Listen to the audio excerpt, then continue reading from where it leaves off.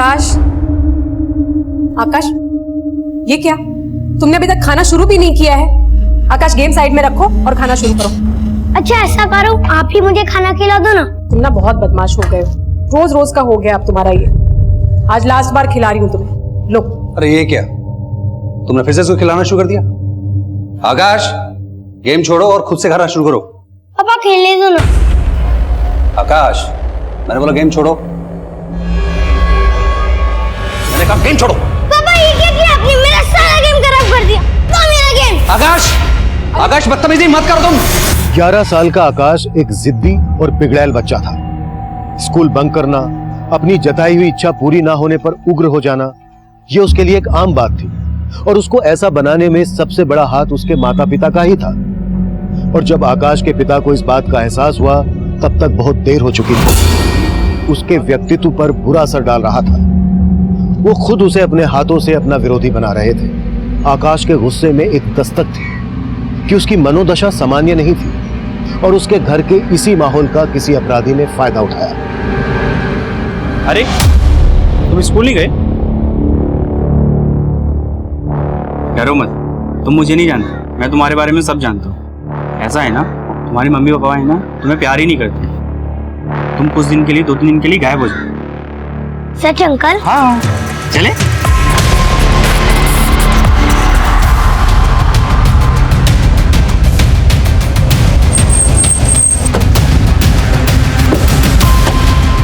पीछे हटे, हटो हटो हटो हटो।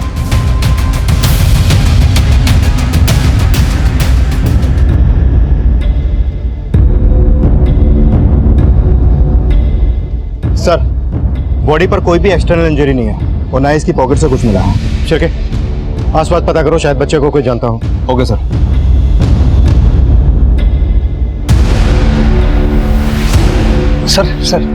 सर हमारे बेटे आकाश का कुछ पता चला? देखिए हम पता कर रहे हैं, जैसे कुछ खबर आती है मैं बताता हूँ आपको।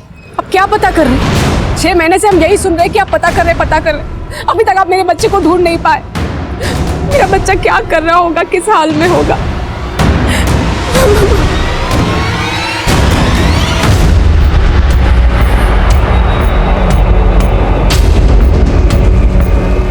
सर, आसपास में ना तो कोई सीसीटीवी और ना ही किसी ने भी इस बच्चे को आइडेंटिफाई किया है। हो सकता है ये बच्चा यहाँ का ना हो। पता करना मुश्किल है कि ये बच्चा खुद यहाँ पर आया या फिर इसके लाश को यहाँ पर लाके डंप किया गया। सर देख के तो ये लग रहा है कि नेचुरल डेथ है। इसकी डेथ नेचुरल है या फिर किसी ने मारकर इसे यहाँ फेंक दिया है, ये तो पोस्टमार्टम रिपोर्ट से ही क्लियर होगा। साहब 10 का एक बहुत अच्छा है, ताजा ताजा है, ले लो ना साहब। साहब 10 का एक ताजा। साहब 10 का एक ताजा है साहब। अरे ले लो ना साहब। अरे वाह, ये तो बहुत अच्छी बात है। नाम क्या है बेटा आपका? मंजू। वाह वाह, बहुत प्यारा नाम है। ठीक है, मैं एक काम करता हूँ, आपके फूल खरीद लेता हूँ। लीजिए ना साहब, 10 का एक और 20 का 3। और अगर मैं सारे फूल खरीद लूंगा तो? सारे? हाँ? साहब 80 में ले लीजिए। ये लो, पूरे के पूरे 100 रुपए। खुश?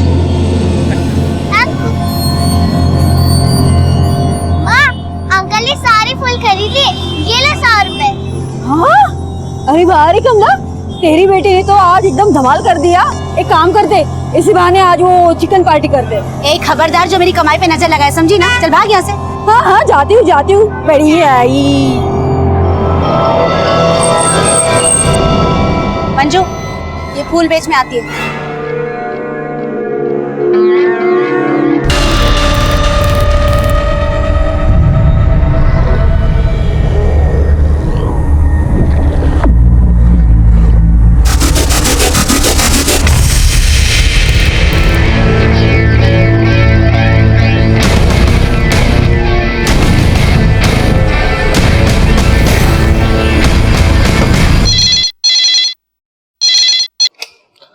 हेलो।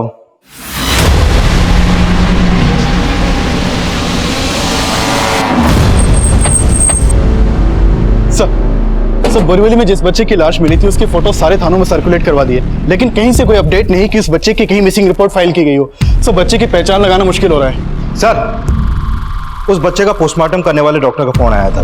उन्होंने बताया कि उस बच्चे को काफी लंबे समय से मॉलेस्ट किया जा रहा था। बच्चे को मोलेस्ट किया जा रहा है और कहीं पर भी उसकी मिसिंग कंप्लेंट फाइल नहीं है। मतलब बच्चे के साथ जो हो रहा था उसमें उसके किसी जान पहचान वाले का ही हाथ होगा। ना आई एम श्योर उस बच्चे की डेथ नेचुरल नहीं होगी। सर अभी अभी कंट्रोल रूम से फोन आया है, गोराई खाड़ी के पास एक और बच्चे की लाश मिली है।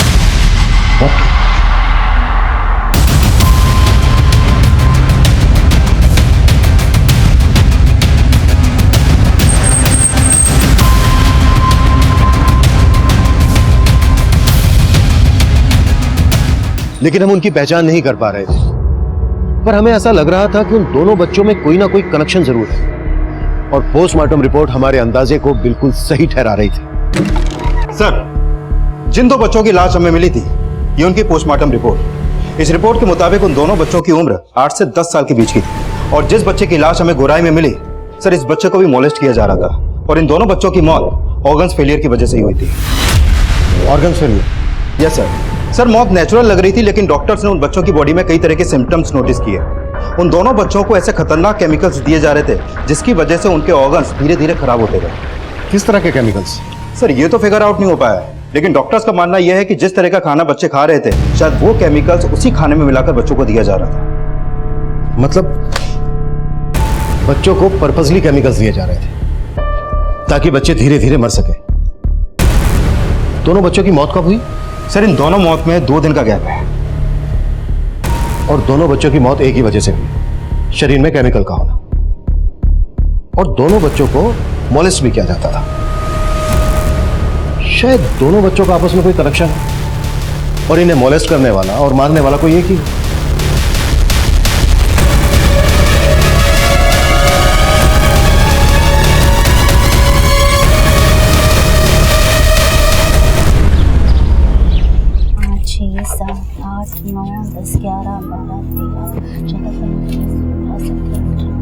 कितने हुए माँ?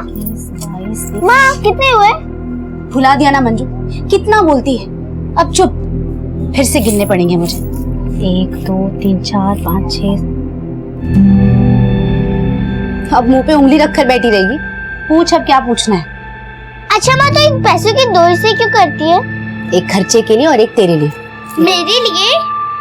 हाँ तो तू बड़ी होगी तो तेरी शादी करनी पड़ेगी ना। मेरी शादी कब? मंजू तू कितना बोलती है, पहले बड़ी तो हो जा।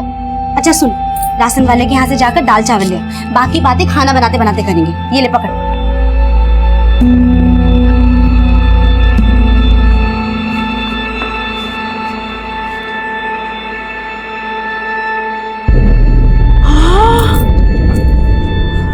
अरे कमला, तेरी तो चांदी हो गई है रे। तो अंदर कैसे आई रे? ये लो, दरवाजा खुला था, आ गई अंदर। अरे सुन ना, मेरे को 100 रुपए उधार दे देना। चल निकल यहाँ से, पहले 500 रुपए वापस दे और फिर उधार मांगना, समझी ना? तू तो आजकल बहुत घमंडी हो रही है रे। ए, चल अपना काम कर, समझी? चल निकल यहाँ से, पैसे उधार चाहिए। चल निकल।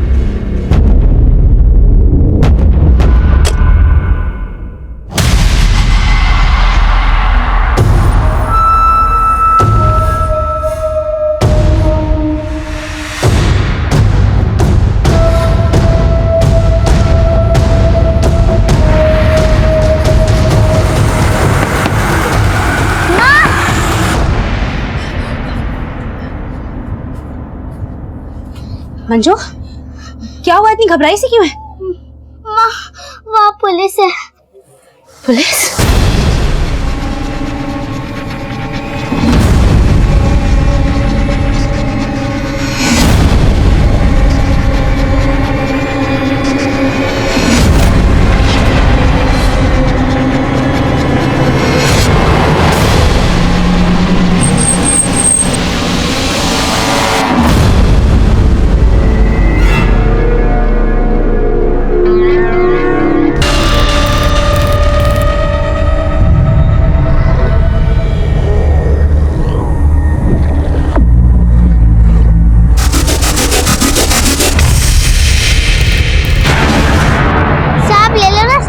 अच्छा फूल है, ले लो। 10 का एक ले लो ना साहब। अरे मंजू बेटा, आओ आओ आओ आओ ना बेटा, एक अच्छी सी फोटो निकालते हैं। हाँ ये देखो। मंजू किधर?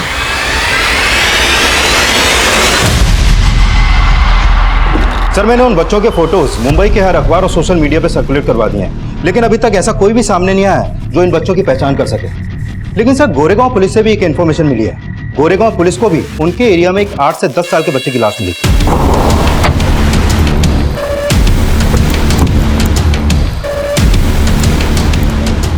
सर उस बच्चे की बॉडी बुरी तरह से सड़ गई थी, उसका चेहरा भी पहचान पाना मुश्किल था।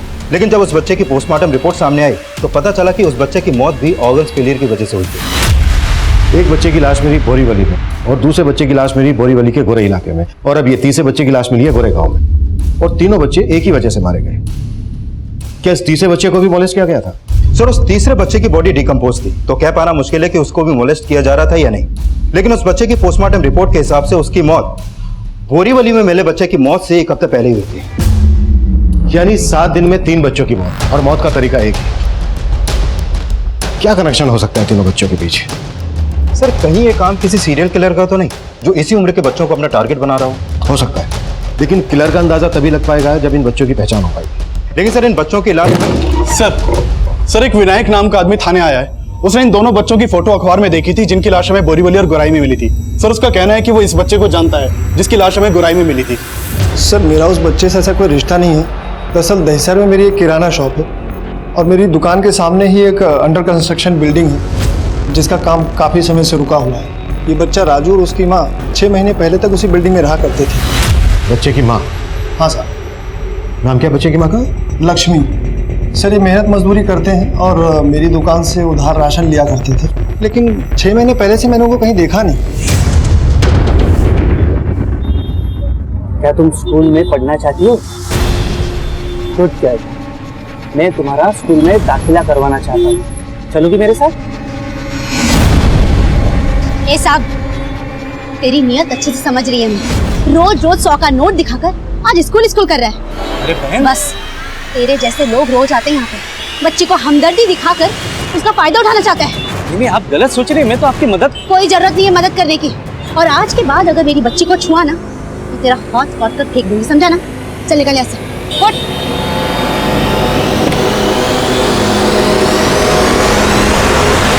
तेरे को मालूम भी है कि ये लोग बच्चों के साथ क्या करते हैं? आज के बाद किसी के भी चिकनी चुपड़ी बातों में आना मत, समझी ना? तेरे को मालूम भी नहीं ये लोग। रुक एक सेकंड। हेलो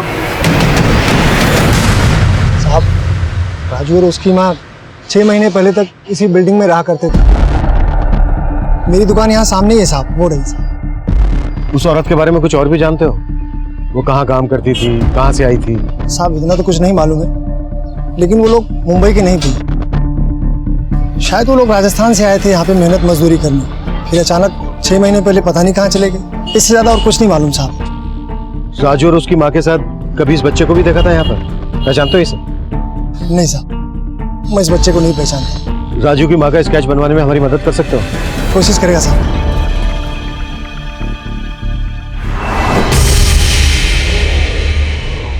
तो कह रही है तेरे को मंजू को साथ बुलाने को बोला था ना? मंजू की तबीयत ठीक नहीं है भाव।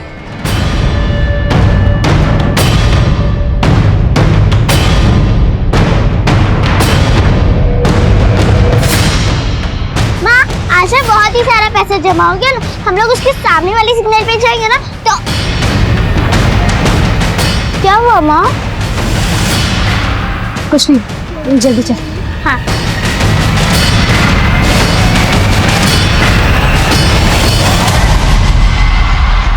जिस अंडर कंस्ट्रक्शन बिल्डिंग में राजू और उसकी माँ लक्ष्मी रहते थे वहां पर पता करो, शायद इनके बारे में हमें और भी कुछ पता चल जाए। और हाँ, राजस्थान पुलिस को लक्ष्मी का स्केच और बाकी तीनों बच्चों के फोटोग्राफ भेज दो, शायद वहां से कुछ क्लू मिल जाए।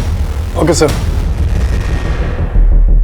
2 बच्चों को मोलेस्ट किया जा रहा था और तीसरे बच्चे की भी यही संभावना है। तीनों बच्चों की बॉडीज में जानलेवा केमिकल्स। चक्कर क्या है? शिरके ये भी तो हो सकता है कि राजू की माँ लक्ष्मी की भी मौत हो चुकी हो। पता करो कि किसी औरत की आइडेंटिफाई बॉडी मिली है क्या जिसकी शक्ल राजू की माँ लक्ष्मी के स्केच से मिलती जुलती है। Okay sir. माँ तो उस पैसे के 2 हिस्से नहीं करी है, तू नहीं बोला था ना एक मेरी शादी।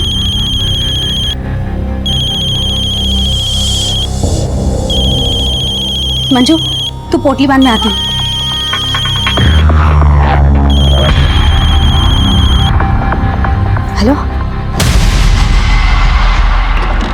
सर, मैं पिछले दिनों मिली अनआइडेंटिफाइड बॉडीज के बारे में पता कर रहा था, लेकिन राजू की मां से जुड़ी किसी भी औरत की कोई बॉडी नहीं मिली है। लेकिन सब पता चला है कि कुछ दिन पहले भाईंदर पुलिस को भी उनके एरिया में एक बच्चे की लाश मिली थी और उस बच्चे की मौत भी ऑर्गन्स फेलियर की वजह से हुई है। 2 बच्चों की लाशें मिली बोरीवली में और एक बच्चे की लाश मिली गोरेगांव में, और अभी जो एक लाश मिली है वो मिली है भाईंदर में, और 4 बच्चों की मौत हुई है एक ही वजह से।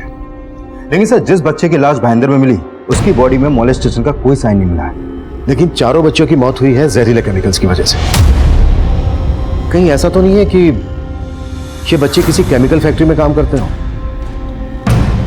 शिरके, मुंबई और आसपास के इंडस्ट्रियल एरियाज में इन 4 बच्चों के बारे में पता करो। Okay sir. माँ बताओ ना, हम अचानक से कहाँ जा रहे हैं? मंजू, मैं सब बताऊंगी। अभी चल जल्दी से मेरे साथ, चला जा, आजा।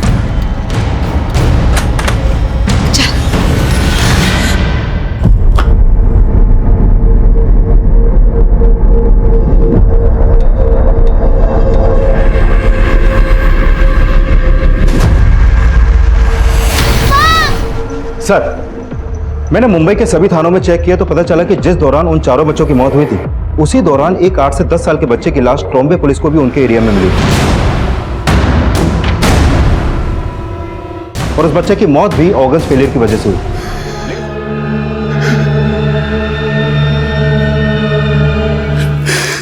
सुनिए, खाना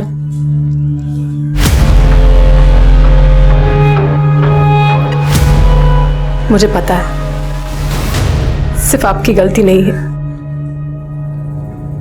मेरी भी गलती। मैंने उसे लाड प्यार करके इतना सिर पे चढ़ा के रखा था, लेकिन आप कुछ भी करिए, उसे ढूंढ लीजिए, हम दोनों मिलके उसे समझाएंगे। आखिर वो बेटा है हमारा। 5 बच्चों की बॉडीज मुंबई के अलग अलग जगहों पर मिली, कॉज ऑफ डेथ सेम, लेकिन मोलेस्ट सिर्फ 2 बच्चों को किया। हो सकता है मोलेस्टेशन का कनेक्शन किसी अलग आदमी से हो, लेकिन मर्डर करने का तरीका एक, मतलब मारने वाला कोई एक ही। सर, राजू के अलावा अभी तक किसी भी बच्चे की पहचान नहीं हो पाई है, लेकिन राजू की मां लक्ष्मी इस समय कहां गायब है इसका कोई भी लीड हमारे पास नहीं है। सर, पॉसिबल है कि ये सारे बच्चे बाल मजदूरी के विक्टिम हो, लेकिन फिलहाल अभी तक ऐसी किसी भी केमिकल फैक्ट्री के बारे में इंफॉर्मेशन नहीं मिली है जहां पर बाल मजदूरी करवाई जाती हो। इंफॉर्मेशन ऐसे नहीं मिलेगी, निकालनी पड़ेगी। अपने खबरियों को काम पर लगा दो, उनसे बोलो कि मुंबई के सभी इंडस्ट्रियल एरियाज में अच्छे से फील्डिंग लगाएं। 5 बच्चों की बॉडी को विसरा टेस्ट के लिए भेज दो। विसरा टेस्ट डिटेल पोस्टमार्टम का ही एक हिस्सा होता है, जिसमें डॉक्टर बॉडी के इंटरनल ऑर्गन्स को क्लोजली एग्जामाइन करते हैं। विसरा टेस्ट से हम उस केमिकल के बारे में पता करना चाहते थे जिसके कंजप्शन से उन 5 बच्चों की मौत हुई थी। देखते ही देखते ये केस अखबारों और इलेक्ट्रॉनिक मीडिया पर छा गया। डीसीपी सर के ऑर्डर से उन सभी 5 बच्चों का केस मुझे सौंप दिया गया। हमने बाल मजदूरी से लेकर सीरियल किलर होने की सभी पॉसिबिलिटीज पर काम करना शुरू कर दिया। हम कई हिस्ट्री शीटर्स को राउंड अप कर रहे थे, लेकिन किसी ठोस नतीजे पर नहीं पहुंच पा रहे थे। उन 5 बच्चों में से जिस राजू नाम के बच्चे की पहचान हमारे सामने आई, उसकी मां का पता लगाना भी नामुमकिन नजर आ रहा था। और तभी हमारे सामने एक और मर्डर केस आया। सर, कंट्रोल रूम से फोन आया था, बोरीवली के एक चौल में एक औरत की लाश मिली है।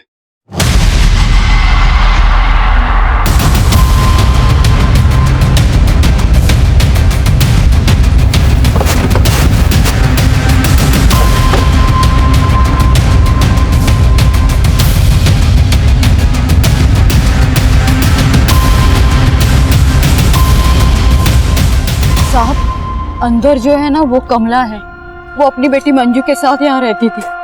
जब मैं सुबह आई तो देखा दरवाजा खुला था और उसके अंदर लाश। और कमला की बेटी? मैं आई थी तो वो वहाँ नहीं थी।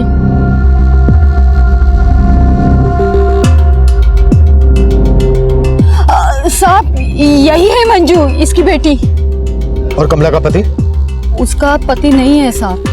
कमला ने मेरे को बताया था कि काफी समय पहले उसकी मौत हो गई थी। कमला के किसी रिश्तेदार को जानती हो? नहीं साहब, लेकिन वो राजस्थान की थी। राजस्थान? राजस्थान में कहाँ की?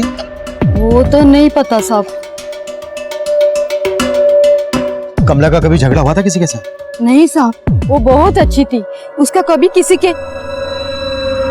याद आया साहब, एक आदमी है उसका उसके साथ झगड़ा हुआ था सिग्नल पे। ए साहब, तेरी नीयत अच्छे से समझ रही है मैं, और आज के बाद अगर मेरी बच्ची को छुआ ना तो तेरा हाथ काट कर फेंक दूंगी, समझा ना? हाँ, पर वो आदमी कौन था जिसके साथ कमला का झगड़ा हुआ था? इतना तो नहीं पता साहब, लेकिन वो इंसान अक्सर वहाँ आता जाता रहता है और गरीब बच्चों को ना वो खाना वाना बांटता रहता है। साहब, वो आदमी कुछ ज्यादा ही मेहरबान था मंजू पर, उसे सारे फूल खरीद लेता था और कमला को ये लगता था कि उसकी बुरी नजर है मंजू पर। कमला के पास कोई मोबाइल फोन था? हाँ साहब। घर में कमला और उसकी बेटी मंजू रहते थे। माँ का मर्डर, जरूर किसी ने कमला का मर्डर करके मंजू को अगवा किया हो। बच्ची की फोटो पेट्रोलिंग टीम को भेज दो और बॉडी पोस्टमार्टम के लिए। जिस सिग्नल पर कमला और उसकी बेटी मंजू फूल बेचा करते थे वहां भी पता करो कि उस सिग्नल पर कमला का किस आदमी के साथ झगड़ा हुआ था। कमला के कॉल रिकॉर्ड्स में निकलवा, हो सकता है उससे उसके किसी रिश्तेदार का पता चल जाए। हमें कैसे भी करके उसकी बच्ची को बचाना होगा।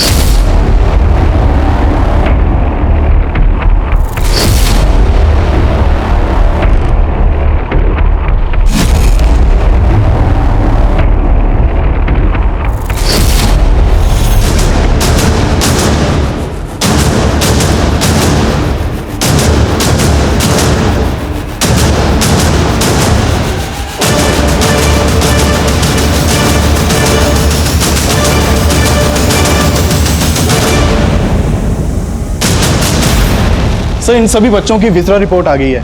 इन बच्चों को हाइड्रोक्सीएनिसोल नाम का केमिकल दिया जाता था। सर, ये केमिकल सरदर्द और जुकाम का बाम बनाने के लिए इस्तेमाल किया जाता है। डॉक्टर्स का मानना है कि शायद बच्चों के खाने में ये बाम मिलाया जाता होगा। बाम? बच्चों के खाने में? कहीं ऐसा तो नहीं है कि बच्चे बाम बनाने वाली किसी फैक्ट्री में काम करते हैं? सर, मुंबई में जितनी भी बाम बनाने वाली या इस तरह का केमिकल सप्लाई करने वाली फैक्ट्रीज है, मैंने उन सबकी लिस्ट बनाई है। सर, हमारे खबरी इन सब फैक्ट्रीज पे नजर बनाए हुए हैं, लेकिन अभी तक ऐसा कोई भी क्लू नहीं मिला जिससे ये पता चल सके कि ये बच्चे ऐसी किसी फैक्ट्री में काम करते हों। एक के बाद एक 5 बच्चों का मर्डर एक ही तरीके से। उसके बाद कमला का मर्डर सामने आया और फिर पता चला कि उसकी बच्ची मंजू गायब। कहीं बातों का आपस में कुछ कनेक्शन तो नहीं? सर, कमला जिस सिग्नल पर बैठती थी वहां के एक सीसीटीवी में वो आदमी कैप्चर हुआ है जिससे कमला का झगड़ा हुआ था।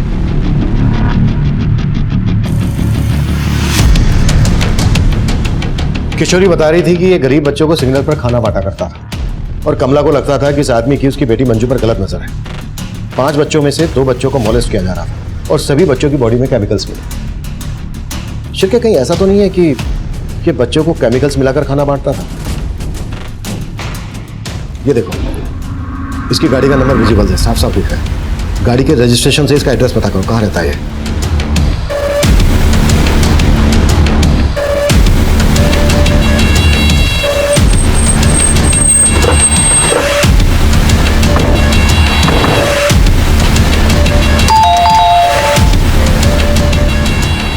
जी, पूरा घर चेक करो और अच्छे से चेक करो। सुनिए, क्या कर रहे हैं आप? मंजू का?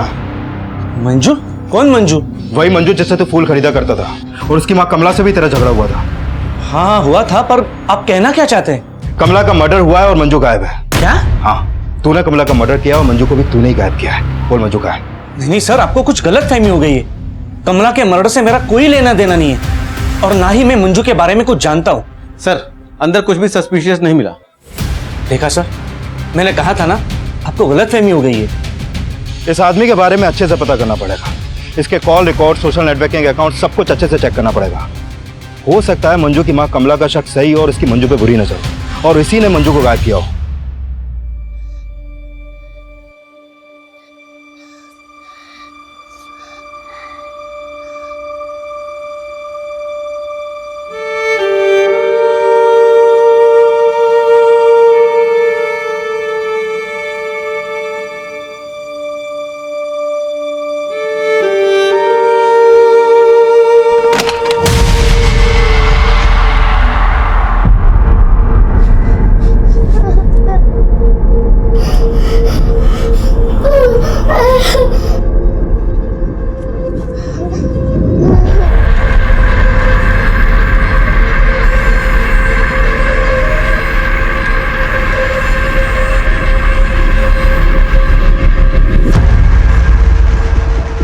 कमला जिस सिग्नल पर फूल बेचा करती थी वहाँ राजू, उसकी माँ और बाकी 4 बच्चों के बारे में तो कोई इन्फॉर्मेशन नहीं मिली है, लेकिन ये पता चला है कि उसी सिग्नल पर वकार जिन बच्चों को खाना बांटा करता था वहां से वो बच्चे अचानक से गायब हो गए। और जब मैंने वकार का सोशल नेटवर्किंग अकाउंट चेक किया तो पता चला कि वकार ने उन सभी बच्चों के साथ अपने अकाउंट पर कुछ फोटोज अपलोड किए हैं। ये देखिए सर।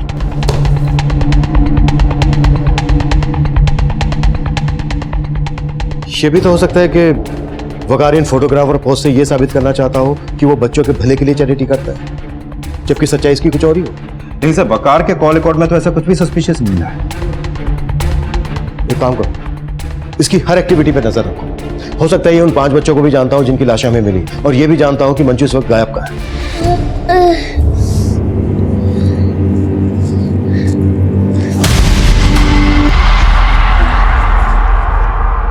ले खाना खा ले।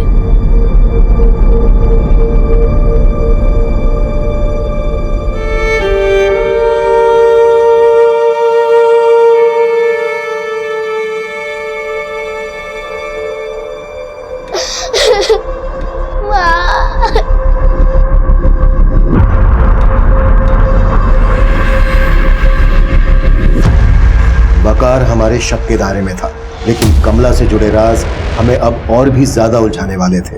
ये देखिए सर, ये उस सिग्नल का सीसीटीवी फुटेज है जहां पर कमला बैठती थी, और मैंने इस सिग्नल का पिछले कई दिनों का फुटेज चेक किया है।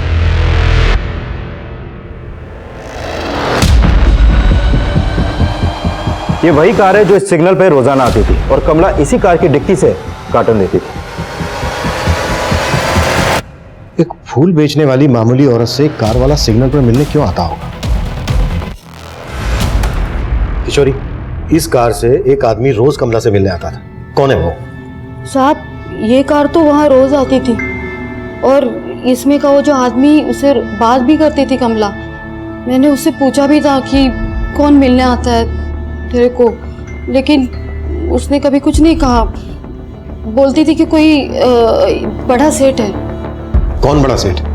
वो नाम वाम कभी नहीं बताया उसने मुझे। जो आदमी इस कार के अंदर होता था उसका चेहरा देखा था कभी? उसके बारे में बता सकती हो? नहीं साहब, कभी देखा नहीं उसका चेहरा मैंने। अच्छा, ये देखो, इस कार में से कमरा रोज एक कार्टन लेती थी, क्या होता था इसके अंदर? नहीं साहब, कभी इसके बारे में उसने नहीं बोला मेरे को। ठीक है, तुम जा सकती हो। शिरके, हो सकता है किशोरी कमला के बारे में सब कुछ जानती है, पर किसी वजह से या किसी डर की वजह से ये बता नहीं रही हो। इसकी भी कुंडली निकालो। सर, कमला जिस गाड़ी वाले से मिला करती थी वो गाड़ी का नंबर मलाड में रहने वाले मनसुख सेठ के नाम पर रजिस्टर्ड है। मनसुख? जी सर। वो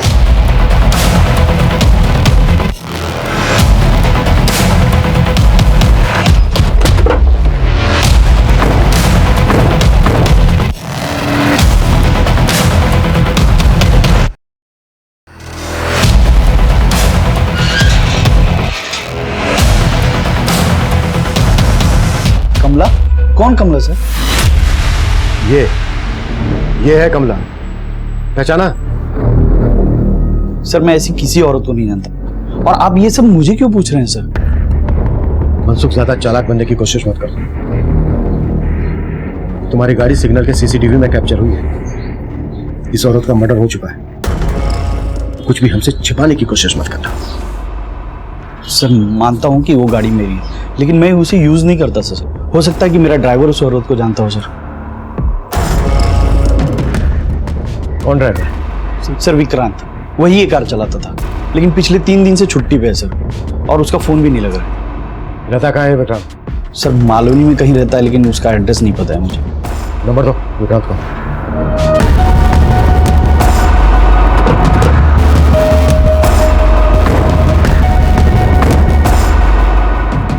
ताला लगा है, तोड़ो ताला।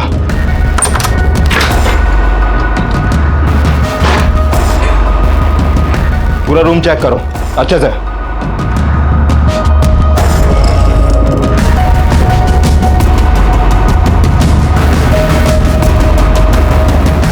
सर, ये देखिए।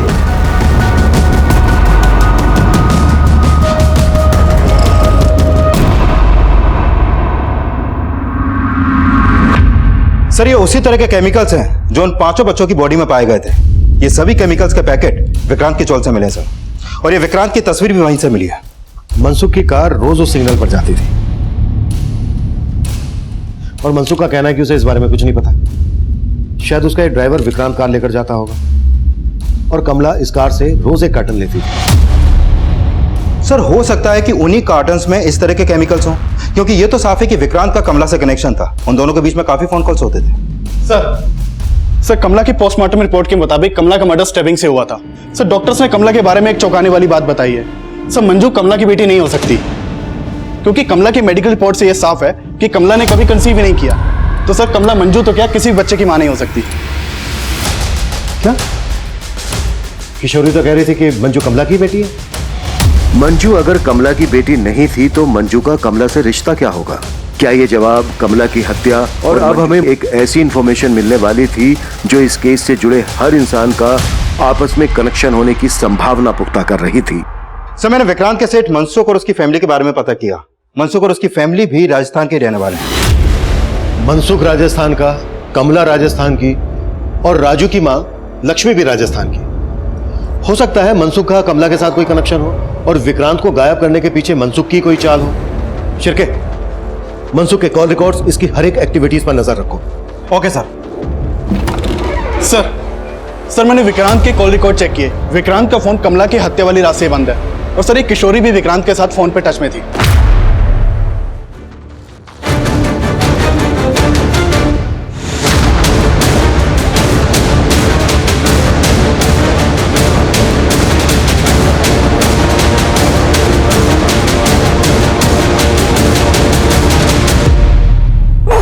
मुझे नहीं पता साहब, मैं नहीं जानती विक्रांत बाबू कहाँ है। मैं सच बोल रही हूँ। तुम और कमला विक्रांत के लिए काम करते थे ना? क्या काम करते थे?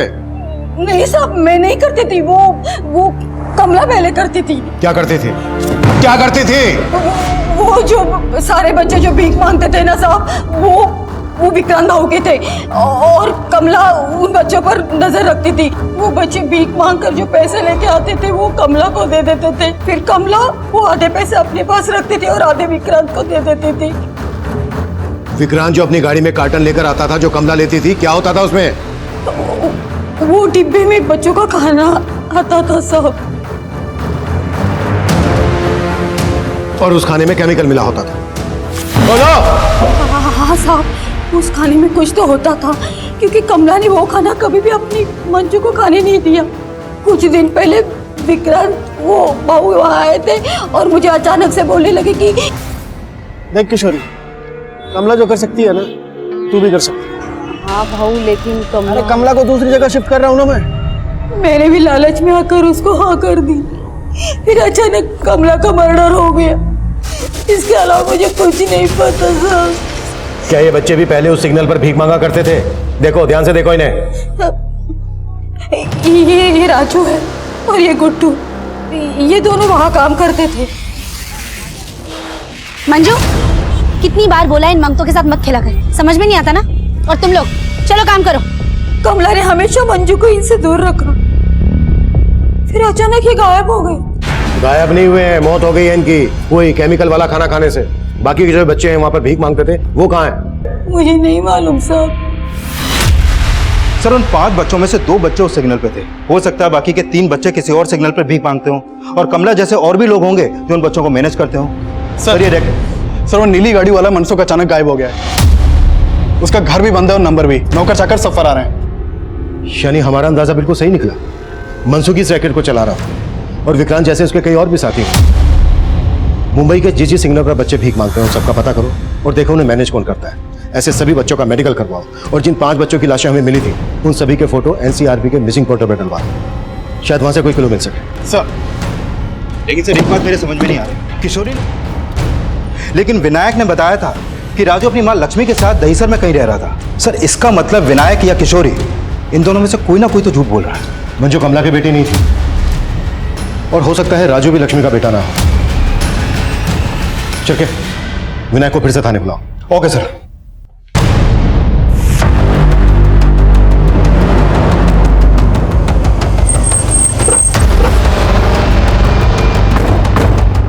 जो विनायक उन 5 बच्चों में से एक बच्चे की पहचान बताने हमारे पास आया, अब वो भी गायब था। कमला, किशोरी, विक्रांत और मनसुख के बाद विनायक भी इस नेक्सस का हिस्सा लग रहा था, लेकिन उसने एक ही बच्चे की पहचान क्यों की, किस मकसद से की, ये तब हम समझ ही नहीं पा रहे थे। इस नेक्सस की जड़ों तक पहुंचने के लिए हमने मुंबई के कई सिग्नल्स पर छानबीन शुरू कर दी।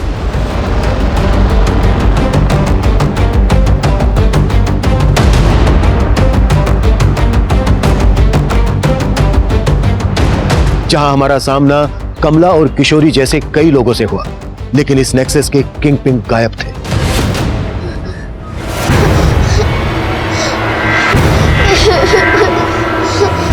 सिग्नल्स पर भीख मांगने वाले हम कई बच्चों का मेडिकल टेस्ट करवा रहे थे और एनसीआरबी की मिसिंग रिपोर्ट में हमें ऐसे कई बच्चों का डेटा मिला जो काफी लंबे समय से गायब थे।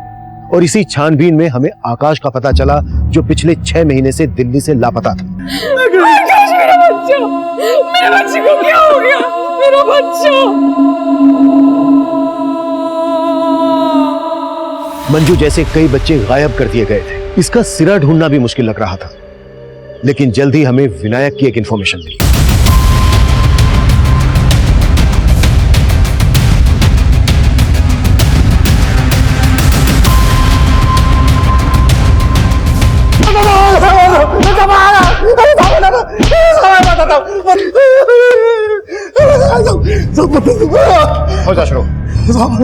साहब इस रैकेट से मेरा कोई लेना देना नहीं है साहब। विक्रांत के दिए जहां से मैं आ गया साहब, उसका मेरी दुकान पे रोज आना जाना था साहब। वो एक दिन आया और मुझसे बोला कि पुलिस इन 2 बच्चों की पहचान ना बहुत जोरों शोरों से कर रही है।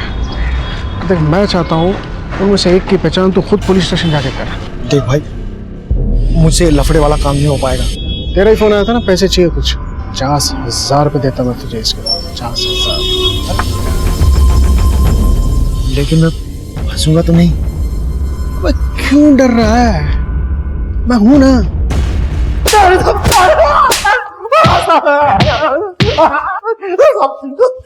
बोल, और क्या क्या झूठ बोल रहा है? विक्रांत कहाँ है? मुझे नहीं मालूम साहब, लेकिन वो पुणे में हो सकता है साहब। विक्रांत का दूसरा नंबर तो होगा ही तेरे पास? हाँ है साहब, एक नंबर है।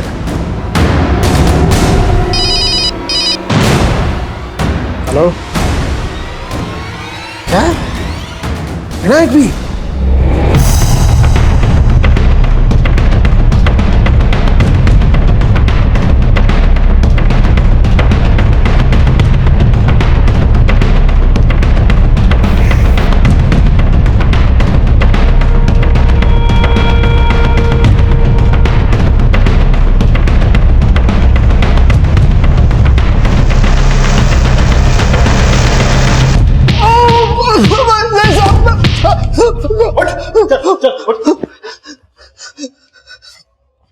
मनसुख कहाँ है?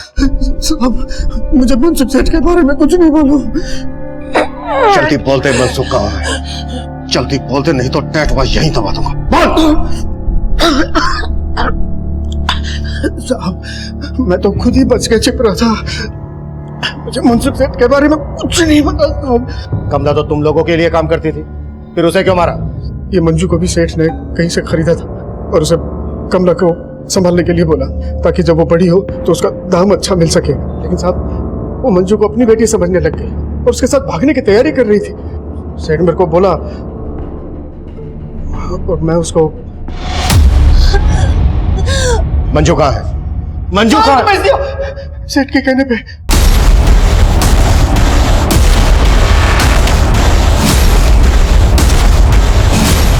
किसको बेचा? किसको बेचा?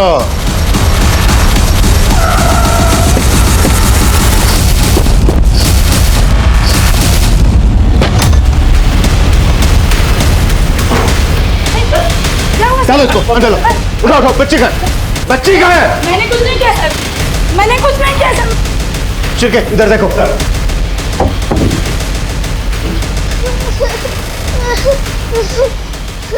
नहीं बेटा, बेटा बिल्कुल मत डरो, हम आपको यहाँ से ले जाने आए, आप डरो मत। हमने मंजू को रेस्क्यू कर लिया था, लेकिन मनसुख अब भी हमारी पहुंच से दूर था। और विक्रांत के जरिए हम उस तक पहुंचने की कोशिश कर रहे थे। साहब, मनसुख सेठ के ऊपर भी एक और सेठ है जिसके बारे में सेठ ने मुझे आज तक कभी नहीं बताया। बस वो हर महीने की 17 तारीख को बच्चों से भरी हुई वैन भेजता था। उन सब बच्चों को स्कूल के कपड़ों में स्कूल की वैन में ही भेजा करता था ताकि किसी को शक ना। फिर सेठ और मैं उसमें से सेलेक्ट करते थे कि इसमें से किसको प्रोस्टिट्यूशन में डालना है और किससे भीख मंगवानी। और 17 तारीख को बच्चे कहाँ लाए जाते थे? जहां से तू और तेरा मनसुख उन्हें उठाते थे।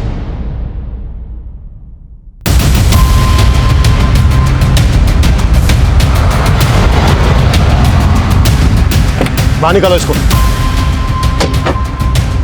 तुम उधर जाओ टंकी के पीछे। चुप चुप चुप।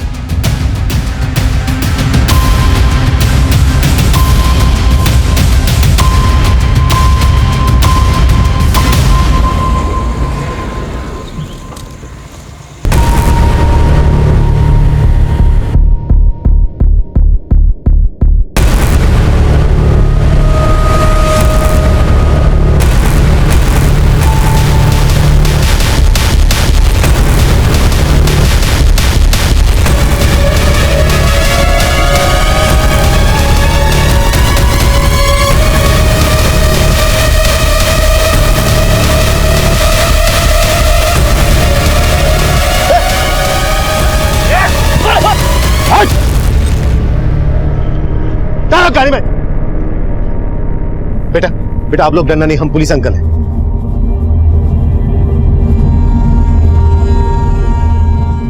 आखिरकार हमने इस नेक्सस के किंग पिन मनसुख को अरेस्ट कर लिया था और ऐसे कई बच्चों को रेस्क्यू किया जिन्हें आकाश और मंजू की तरह ट्रैफिकिंग, मोलेस्टेशन और बैगरी रैकेट्स जैसे अपराधों में धकेला गया था। हर अपराध होने से पहले अपनी दस्तक जरूर देता है।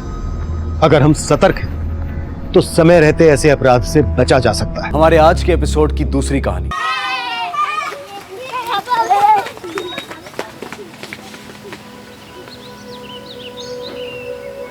$19,000 2006 में बच्चों के खिलाफ हुए अपराध के कुछ 19,000 मामले सामने आए। 2016 में यह आंकड़ा बढ़कर 1,10,000 तक पहुंच गया, यानी 10 साल में 500% की बढ़ोतरी।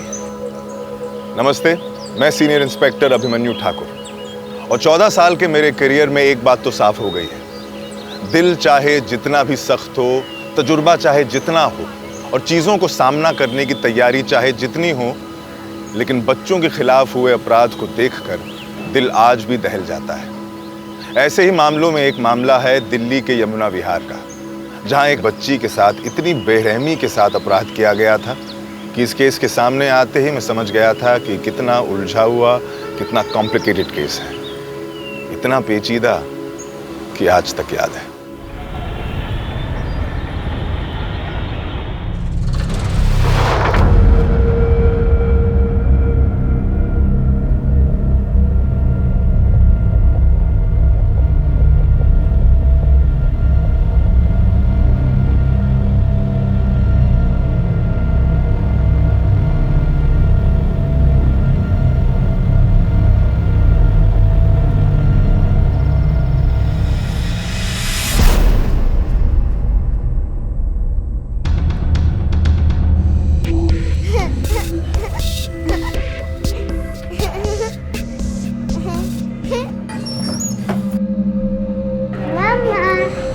क्या है ये? हाँ, जब देखो टीवी देखती रहती है। चल जा पानी लेकर आ। अरे क्या हुआ बेटा? हाँ, मम्मा ने डांट दिया। कोई बात नहीं, मम्मा थकी हुई है ना बेटा। चल आप बैठ के टीवी देखो, ठीक है? मैं आता हूँ। क्या कर रही हो? कुछ नहीं। क्या छुपा रही हो? अरे कहा ना कुछ नहीं।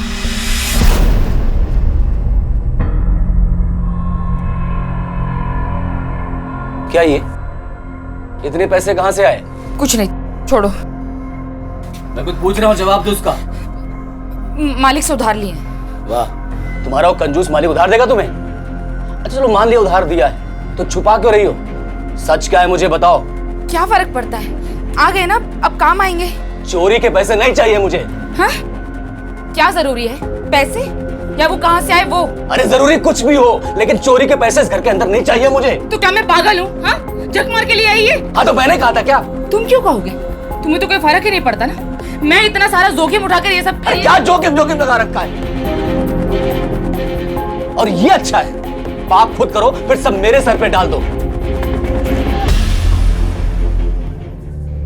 विष्णु, क्यों भाई? ठीक है चलेगा? हाँ चलते हैं।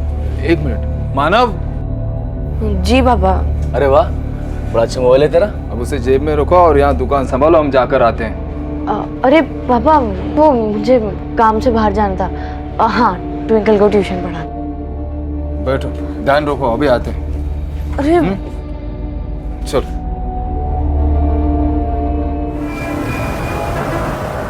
C for cat, D for dog, E for elephant. अच्छा मुझे बताओ, तीसरा वाला कलर कौन सा है? फिर से शराब पीकर आए हो? हाँ, मैं यहाँ मर के सब संभाल रही हूँ और तुम जानते हो ना शराब की वजह से। अरे कुछ नहीं हुआ। मम्मी पापा क्या है ये सब? फिर से आप लोग शुरू हो गए। अब मैं पढ़ाई कैसे करूं? समझा अपनी माँ को। चलो चलो।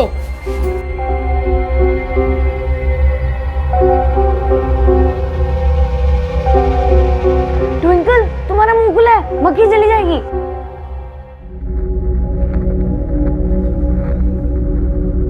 क्या कर रही है तू? तुझे क्या? तू जाके अपना काम कर। दीदी, कहीं तू फिर से वही बकवास तो नहीं? तो अपना जाके काम कर, समझा? मैं ना पापा को बता दूंगा। धमकी दे रहा है मुझे? छोटा है, छोटी की तरह है। 1 साल बढ़ी है तो क्या हुआ? तुझे गलत चीजों से दूर रखना मेरा फर्ज है। पापा देखो, पूजा दीदी क्या कर रहे हैं। फिर शुरू हो गए तुम दोनों। टीवी देखना तो मुझे। सुन लिया? चल अब निकल यहाँ से।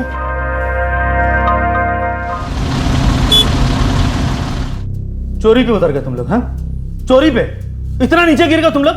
अरे काम में चोरी करते हो, चलो ठीक है, उसे माफ किया जा सकता, लेकिन पैसों की चोरी? क्या लगा तुम लोगों को कि मुझे जानकारी नहीं होगी? 1.5 लाख की चोरी हुई है, 1.5 लाख की, और एक एक पैसे का हिसाब रखता हूं मैं। देखो, तुम में से जिस किसी ने भी चोरी की है वो चुपचाप जाके मेरे ड्रॉअर में रख दो, या फिर अगर तुम लोग उसका नाम जानते हो तो मुझे बता दो। मेरी जगह कोई और होता ना तो सबसे पहले तुम लोगों को पुलिस थाने ले आता।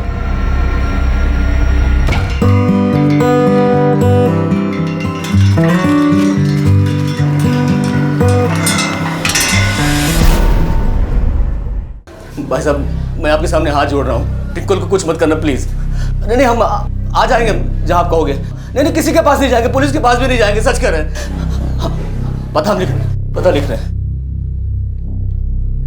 हाँ, लिंक रोड से 1.5 लाख। भाई साहब, 1.5 लाख तो नहीं है हमारे पास। नहीं, बच्ची को कुछ मत करना प्लीज, बच्ची को कुछ मत करना। हेलो हेलो हेलो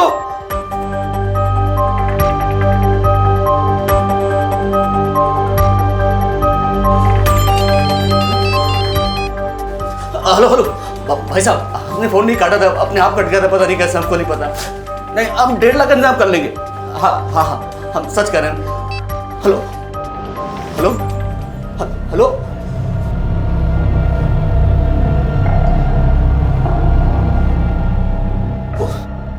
ट्विंकल गायब हुई, इस बारे में किसी को पता नहीं चलना चाहिए। हाँ, किसी को कानून खबर नहीं होनी चाहिए।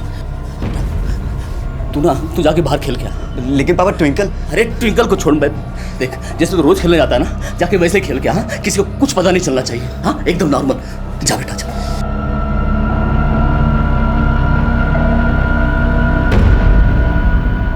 तुम एक काम करो, वो पैसे लेकर आओ जो ऑफिस लेकर आई थी तुम। वो पैसे कैसे? वो पैसे तो कोई फर्क नहीं पड़ता है, अभी ट्विंकल को बचाना ज्यादा जरूरी है।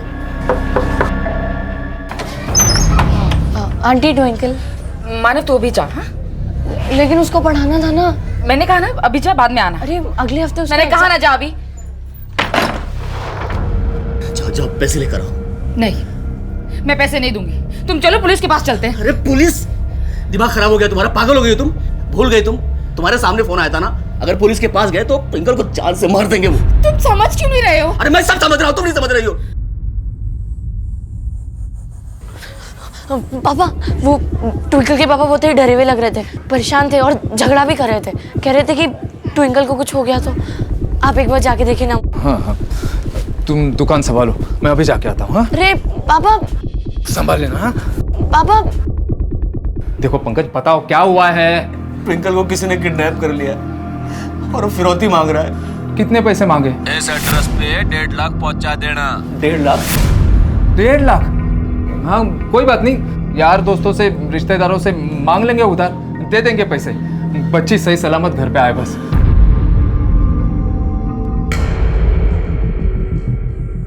मैं तो किडनैप हूँ ना, मुझे रस्सी से बांधना पड़ेगा वरना मम्मी पापा कैसे करेंगे। मुझे रोने की एक्टिंग आती है, मजा आएगा ना? है मैंने कार्टून में देखा था एक बॉय को रस्सी से बांधा हुआ था।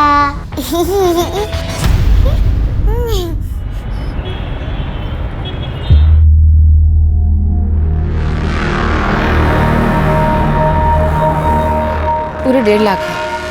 अब तो सब ठीक हो जाएगा ना? प्लीज आप देख लीजिएगा। हाँ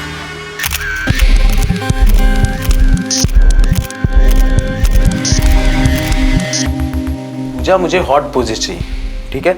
ऐसे ठीक है ना? यार नॉर्मल पोजेस बहुत आगे, मुझे बोल्ड चाहिए ना। कम ऑन, शक होता है। Give me this. देख पूजा, अगर स्टार बनना है ना तो सबसे पहले शर्माना छोड़ दे। ये जितनी भी बड़ी बड़ी हीरोइंस और मॉडल शॉडल देख रही है ना, उन्होंने शर्माना छोड़ दिया। सो बी कॉन्फिडेंट ना। हर काम की पूरी तैयारी होनी चाहिए। तुम समझ रही हो मैं क्या कह रहा हूं?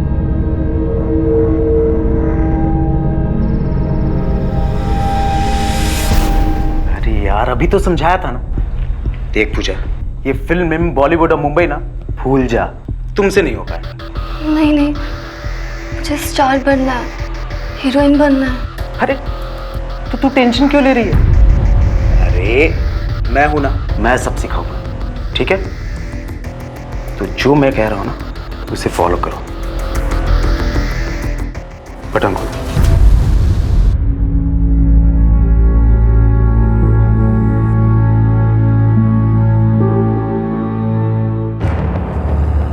तुमने कहा था ये सब गेम झूठ मूठ का है, वो पैसे नहीं देंगे। वो मेरे मम्मी पापा नहीं है, मामा अच्छे है। मामी मुझे नहीं प्यार करती, वो मुझे पनिशमेंट करती है। मामी ने भेजा ना तुम्हें, मुझे घर जाना है।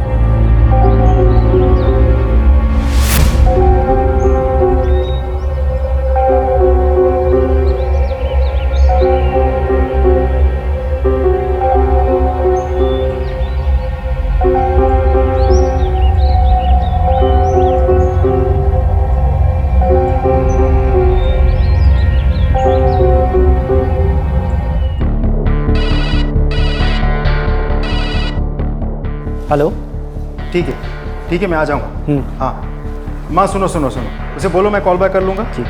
ठीक है, मैं याद करके पार्सल भिजवा दूंगा। Okay bye bye. Sir. Hello, sub inspector Sumit Singh बोल रहा हूँ। कहाँ? वो पैसे नहीं हैं, मैंने दे दिए सारे। छोड़ो उन्हें पंकज, छोड़ो। शांत हो जाओ। अरे भीख मांग मांग के थक गया हूं मैं। तूने मुझे पैसे नहीं दिए, किस बात का बदला ले रही हो? किस बात का? यही ना कि मैं उससे बहुत प्यार करता हूँ। मैं बदला ले रही हूँ, मुझे तुम्हारी भी चिंता है। सुनिए जरा, पंकज का घर कौन सा है? तो पंकज का ही है। फूट रहा उनका। पंकज, पुलिस आई है। ये सब समझ में नहीं आ रहा है, ऐसा तो कुछ नहीं है। किडनैपर ने क्या कहा? यही ना कि अगर तुम पुलिस को कुछ बता दोगे तो तुम्हारी बच्ची की जान ले लेंगे।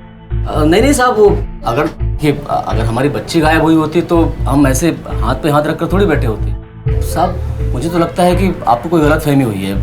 हमारी ट्विंकल तो अपने चाचा के घर पे है। लेकिन फोन तो तुम्हारे घर से आया था। पंकज, अभी भी वक्त है, इससे पहले कि तुम्हारी बेटी के साथ गलत कुछ हो जाए। सच क्या है हमें बता दो। सब मैं बताती हूँ। कल शाम से गायब है हमारी भांजी। किडनैपर ने हमसे 1.5 लाख रुपए मांगे थे, जैसे तैसे करके हमने 50,000 रुपए दिए। फिर दोबारा फोन आया बाकी 1 लाख के लिए। 24 घंटे में पैसे पहुंचा देना, वरना मार दूंगा थारी छोरी को। शर्मा, लड़की हमेशा की तरह टाइम पे स्कूल के लिए निकली। सर मैंने स्कूल में पूछताछ की, सर वो स्कूल से हमेशा की तरह ही निकली थी। स्कूल से घर का 10 मिनट का रास्ता है और वो हमेशा की तरह पैदल ही चल कर आ रही थी। मतलब रास्ते में किसी सुनसान स्पॉट से उसे किडनैप कर लिया गया। शर्मा, उस रास्ते में जितने भी दुकान हैं, ठेले वाले हैं, घर हैं, सबसे जाके पूछताछ करो। किसी ने कुछ तो देखा होगा। और इस मोहल्ले में जाके सबसे पूछताछ करो, किसी ने उस लड़की को किसी के साथ आते या जाते तो देखा होगा। शर्मा, ऐसा भी तो हो सकता है कि जिस आदमी ने किडनैप किया हो वो इसी मोहल्ले का कोई रहने वाला हो, जिस फैमिली को पहले से ही जानता हूँ। पूछताछ करो जाके। Sir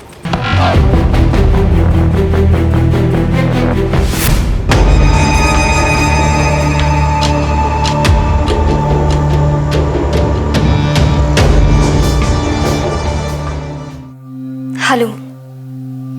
oh hi Pooja, how are you? मैं तुम्हारा ही वेट कर रहा था। अरे आओ ना, बैठो।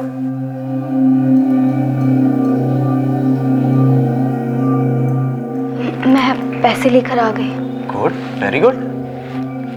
आपके नीचे पूरे।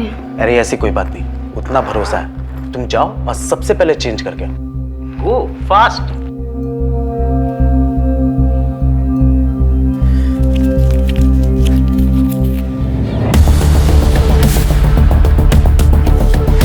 देखिए, मैं सारी सिचुएशन के बारे में जानता हूँ। जांच तो जारी है, लेकिन कुछ सवाल सामने आए हैं। सबसे पहले तो हमें लगा था कि बच्ची को अकेला देख किसी ने किडनैपिंग की है। अब रही बात फिरौती की, तो मुझे नहीं लगता कि ये किडनैपिंग पैसों के लिए की गई है। आप लोगों से ठीक 1.5 लाख रुपए मांगे गए, ना 5, ना 3, ना 2, एग्जैक्ट 1.5 लाख। कोई वजह इस बात की? वो साहब, दरअसल हमारे पास 1.5 लाख रुपए थे। उसने ऑफिस से चुराए थे वो मेरे इलाज के। इतने पैसे कहाँ से आए? मालिक से उधार लिए। चोरी के पैसे नहीं चाहिए मुझे। पैसे चुराए हैं आपने, सजा हो सकती है आपको। सोचा नहीं आपने? सर चोरी नहीं की मैंने, चोर नहीं हूँ। वो तो जरूरत थी, जरूरत पूरी होती मैं लौटा देती। साहब, मेरे दिल में ब्लॉकेज है तो तुरंत ऑपरेशन करना है, इसीलिए इसने पैसे चुराए और सारा पैसा डॉक्टर को दे दिया। आपके बॉस को पता था चोरी के बारे में? जी उन्हें पता था, लेकिन शायद ये नहीं पता कि मैंने चुराए थे। किसी और को पता था पैसों के बारे में? साहब, मेरा दोस्त है विष्णु, उसको बताया था उस दिन जब हम लोग ठेके पर थे। नहीं पता है उसने क्या किया। क्या? ऑफिस से जाके वो 1.5 लाख रुपए चुरा के लाए वहाँ से। उसी दिन मेरा विनय के साथ झगड़ा भी हुआ। विनय वहाँ पर था, तो कहीं ऐसा तो नहीं कि विनय ने हम दोनों की बात सुन ली और उसे पैसे के बारे में पता चल गया? विनय? वो तो ऐसे मामले पहले भी जेल जा चुका है। कोई और जरूरी बात? साहब, जब किडनैपर का फोन आया ना, तो उसके बात करने के अंदाज से लग रहा था कि वो हरियाणवी है। ठीक है, हम लोग छानबीन करते हैं। कोई और जरूरी बात हो तो आप मुझे कॉल करिएगा। जी साहब। चलो सब। सिंह, एक काम करो, फैक्ट्री के मालिक से पूछताछ करो। मैं विनय से बात करता हूँ, ठीक है? कॉल ट्रेस जारी रखो, कोई चांस मिस नहीं होना चाहिए। और रैंसम कॉल किस नंबर से आया था वो पता लगाओ। 24 घंटे में पैसे पहुंचा देना, वरना मार दूंगा थारी छोरी को। सब।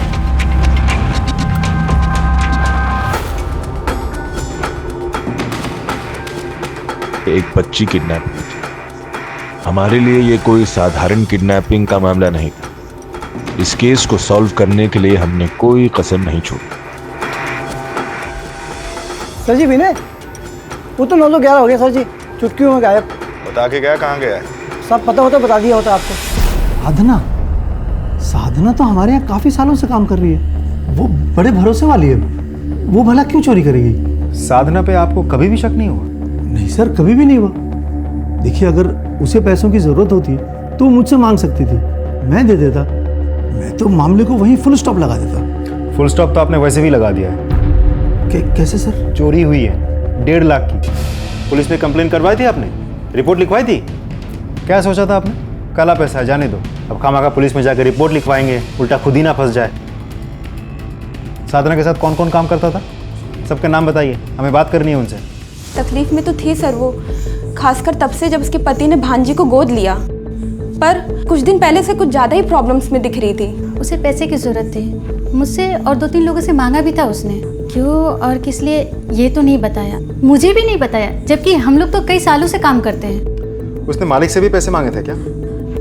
मालिक से कहा साहब, उससे मांगते तो वो निकाल के बाहर कर देता उसे। एक नंबर का कंजूस है, एक पैसा नहीं छूटता उसके हाथों से सर, कोई भरोसा नहीं उसका।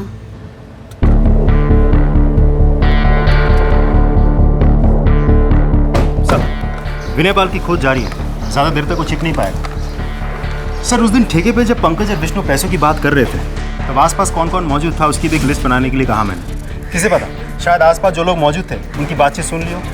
सर, ये विष्णु ये बहुत पुराना दोस्त है, लेकिन पैसों के बारे में उसको पता था, तो फिलहाल के लिए उसे भी हम एक पॉसिबल सस्पेक्ट के हिसाब से देख रहे हैं। और साथ ही वो फैक्ट्री का मालिक, सर वो तो पैसों के लिए कुछ भी कर सकता है।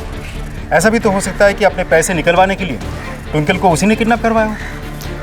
नहीं सिंह, ऐसा होता तो सबसे पहले उसे नौकरी से निकाल देता। हाँ, हो सकता है कि गुस्सा आ गया हो, चोरी का बदला लेने के लिए या सबक सिखाने के लिए उसने किडनैपिंग की हो या करवाई हो। That's possible. और कोई सस्पेक्ट? सर, अभी तक तो नहीं। एक काम करो सिंह, घर से लेके स्कूल के रास्ते पर किडनैपिंग के टाइम पर कौन मौजूद था ये पता लगाओ। सर। और किडनैपिंग के बाद कौन कहाँ गया, किससे मिला, ये सारी इन्फॉर्मेशन चाहिए मुझे। ऐसे केसेस में तुम जानते हो कि एक एक सेकंड बीतते बीतते लड़की के जिंदा बचने के चांसेस कम हो जाते हैं। वैसे भी केस हमारे पास बहुत लेट आया है। लेट्स होप वो सही सलामत है। Get on to it. मुझे घर जाना है, मैं तुम्हारा नाम बताऊंगी। तुमने मुझे मारा भी, तुम बहुत बुरे हो। ये लड़की कौन है? सर, ये है पूजा, पंकज का बेटा तन्मय और ये दोस्त है। तन्मय? सर, ये पंकज गुप्ता के घर वाले फोन के कॉल रिकॉर्ड। सर, फिरौती के लिए जो कॉल आया था वो विनय सिंह के नंबर से आया था। ये देखिए, शातिर दिमाग है सर। ढूंढ निकालो इस विनय को। एक और टीम डिप्लॉय करो सर्च रेडियस में, और दूसरे पुलिस स्टेशन से मदद लो। जितने भी लोग घर पर हैं उनको वापस बुलाओ। बीट पेट्रोल को नोटिफाई करो, ठीक है? जहां जहां जाता है, जिससे मिलता है, सारी रिपोर्ट चाहिए मुझे। और घर, अड्डे और फैमिली कहीं और हो तो उस जगह भी। क्लियर? और कड़ी पूछताछ होनी चाहिए। ये आदमी चाहिए मुझे इमीडिएटली। You understand? सब। और सुनो, ये जो विनय के पुराने किडनैपिंग का मामला है ना, उसकी सारी इन्फॉर्मेशन चाहिए मुझे तुरंत। सब। अर्जुन नहीं। अरे चेहरे पे से हाथ हटा। अच्छा ठीक है। स्माइल करना, स्माइल, पाउट पाउट, थोड़ा सा, एक सेकंड।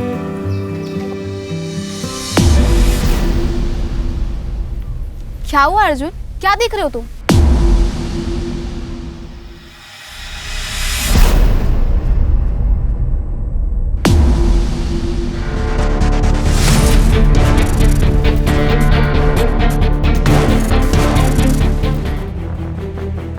एक सेकंड में किडनैपिंग का मामला मर्डर का बन गया था।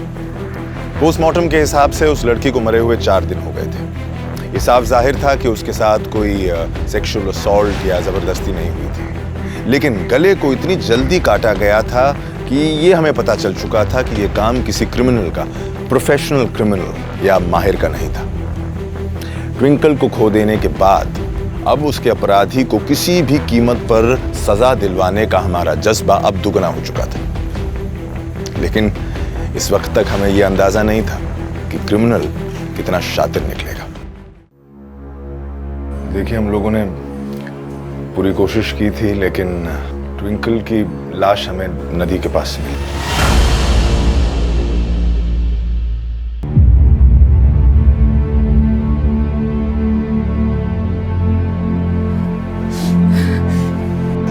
ऐसा नहीं हो सकता। इतनी छोटी सी बच्ची थी, उसके साथ कोई ऐसा कैसे कर सकता है?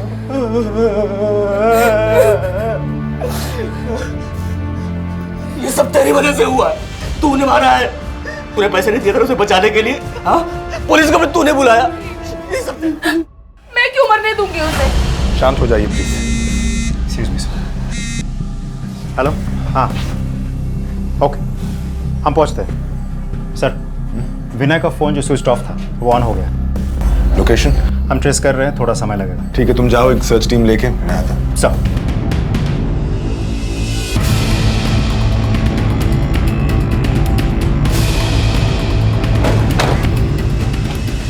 शर्मा सर, लोकेशन तो यही दिखा रहा है ना? फोन लगाओ जरा। रिंग जा रहा है सर। फोन। राम राम साहब जी, क्या हो गया? टेम्पो तेरा है? हाँ साहब जी। तुझे क्या लगा था कुछ दिनों तक फोन स्विच ऑफ करके रखेगा पुलिस ढूंढना बंद कर देगी? एक minute sir ji, you phone मारा ना सर जी, यू टेम्पो में पीछे पड़े थे कुएं में। अब बता बच्ची को क्यों मारा? क्यों मारा बच्ची को? क्या बोल रहे साहब जी, मेरा कुछ ना पता है। हमें पता है। ट्विंकल, यमुना विहार, कुछ याद आया? चल तू थाने में चल। चल चल चल। कमाल कर रहे हैं सर जी, क्या बोल रहे हैं? बस सच्ची कह रहा हूं, मुझे कुछ ना पता है जी। कौन सी लड़की, किसने मारा और क्या किडनैपिंग? अच्छा, किडनैपिंग के बारे में तो मैंने कुछ कहा भी नहीं था, तुझे कैसे पता चला? नहीं साहब जी, वो आप यमुना विहार का नाम ले लेते ना जी, तो मेरा आना जाना लगा रहा है जी। मैं सब्जी सप्लाई करता हूँ और वहाँ पे मैंने कुछ लोगों को बच्ची के बारे में बात करते हुए सुना जी। बस। कौन लोग? कौन बात कर रहे थे? वो सभी, मतलब वो है ना जी, मानव और विष्णु, जो सब्जी की दुकान लगाता है, उसका बेटा जी। विष्णु? हाँ सर जी, मौड़ा माल सप्लाई करने गया था जी, वहाँ राम सिंह और विष्णु सभी तो मिलकर आया जी। मैं तुझे मोबाइल कहाँ से मिला? फोन तो आज ही मिला जी, मैंने पीछे टेम्पो में पड़ा था जी, कुएं में। और अपने आप आ गया तेरे टेम्पो में ये मोबाइल? हाँ, झूठ बोलता है? हाँ? नहीं साहब जी, वो क्या है ना जी, मैं अलग अलग जगह जाऊँ ना जी काम पे, बस तो इसलिए मुझे नहीं पता जी, यू फोन मेरे टेम्पो में कड़ा था जी। अच्छा ये बता, यमुना विहार कब गया था तू? यूँ जी 5 दिन पहले गया था जी। चल तू थाने चल। चल चल। अरे सर जी, मैंने किया क्या है? मेरा कसूर क्या है? साहब जी मार दी। शर्मा, तुरंत इस फोन की जांच करवाओ, देखो किस किस के फिंगरप्रिंट्स मिलते हैं। एक टेक्निकल टीम बुलाओ और फोन का डेटा चेक करो। पंकज ने हमें कहा था कि किडनैपर के बात करने का ढंग हरियाणवी है। मुझे तो लगता है यही आदमी इन्वॉल्व है। पता करो ये आदमी कहाँ कहाँ गया था, किस किस से मिला था, मुझे सारी डिटेल चाहिए। सर, बंटू चौधरी के कॉल रिकॉर्ड्स। वो सच बोल रहा है, जिस दिन ट्विंकल किडनैप हुई थी वो कहीं और ही था। वो बुरारी एरिया में सब्जी सप्लाई करता था। और सर ये फ़ोन जो बंटी के गाड़ी से मिला था, इसकी भी जांच करवाई हमने। सर इस फ़ोन में एक ऐप है जिसे वॉइस चेंजर ऐप कहते हैं। इस ऐप के थ्रू अगर आप किसी को कॉल करेंगे तो बात करते वक्त आपकी आवाज़, टोन, ढंग सब बदल जाएगा। बहुत शातिर दिमाग है सर। तो तभी पंकज को लगा कि किडनैपर हरियाणवी में बात कर रहा था। इनफैक्ट उसने आपको भी हरियाणवी एक्सेंट पर सेट करके रखा था। यानी प्रोफेशनल है, ये काम पहले कर चुका है। इस फोन के IMEI नंबर से पता करो कहाँ से बेचा गया था, किसने खरीदा था। हो सकता है विनय के अलावा कोई और नाम सामने आए। सब बोल दिया मैंने। बाकी सस्पेक्ट्स को क्लीन चिट मत देना, पूछताछ जारी रखो। सब।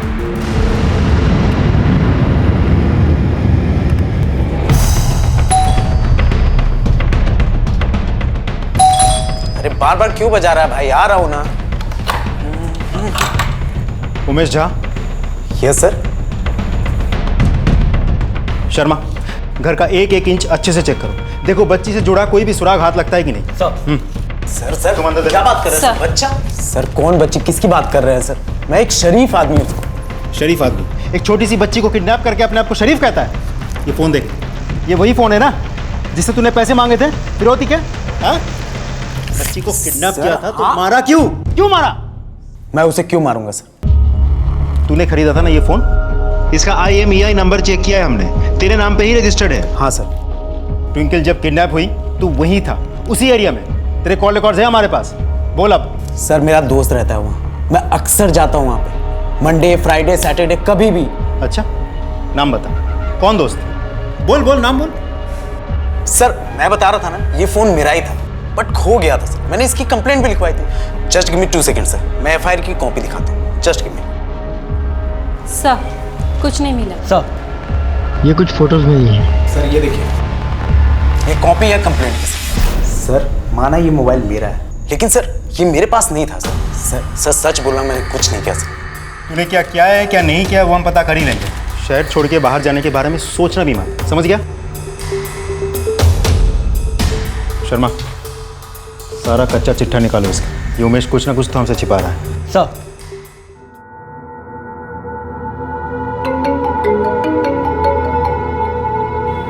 हेलो।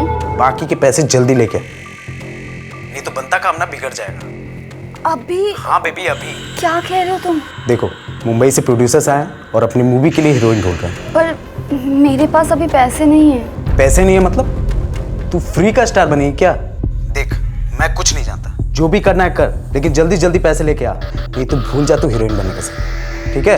पर मेरे हेलो हेलो।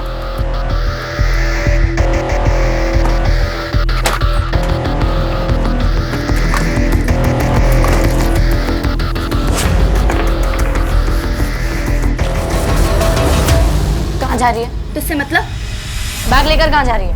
मेरा बैग छोड़। पहले बता कहाँ जा रही है? छोड़ मेरा बैग छोड़। मैं पापा को बता दूंगा। पापा को बताएगा? इतना रोने की क्या जरूरत है? फोन ही टूटा है, वो भी नकली।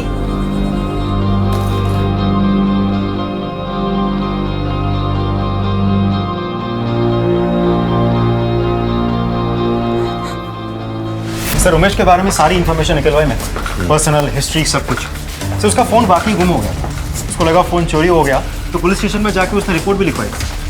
सर लड़की के साथ उसका कोई कनेक्शन तो नहीं है, लेकिन हाँ बहुत पहुंचा हुआ आदमी है वो। छेड़छाड़, मोलेस्टेशन, सेक्सुअल असॉल्ट, बहुत सारे चार्जेस लगे हैं उस पर और हर बार बच निकला वो। लेकिन इंटरेस्टिंग बात सामने आई इन सब के पीछे। हम जब तलाशी ले रहे थे हमारे हाथ कुछ फोटोग्राफ्स लगे। सर ये कुछ फोटोज मिली हैं, अलग अलग लड़कियों के फोटोग्राफ्स, कपड़े उतारते वक्त, कम कपड़ों में फोटोज हैं। ये फोटो देखिए सर, ये भी हमारे हाथ लगी। ये लड़की तो वो पूजा है सर, तन्मय की दोस्त और विष्णु कुमार की बेटी। विष्णु की बेटी? सर उमेश के नए नंबर के कॉल रिकॉर्ड्स भी निकलवाए। पूजा के साथ वो रोज टच में था, जबकि पूजा एक नाबालिग है। उठा के लाओ इसे, देखते हैं क्या मामला है। यार ये केस तो एकदम अटक कर रह गया है। पहले वो अरविंद, फिर वो ट्रक ड्राइवर और ये उमेश, कोई भी लीड काम की नहीं मिल रही है। ये लो सर, ये बाकी सस्पेक्ट्स के कॉल्स एंड ट्रांजैक्शन रिकॉर्ड्स। मैं देखता हूँ, ये तुम उमेश को उठा के लाओ, जाओ।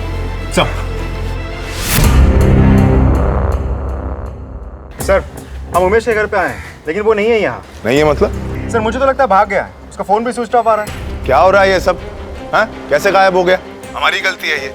किसी को तैनात किया था तुमने वहां पर नजर रखने के लिए? I am sorry sir. Sorry से कुछ नहीं होने वाला है। I want him found, you understand? 24 घंटे है तुम्हारे पास, ढूंढ निकालो उसे।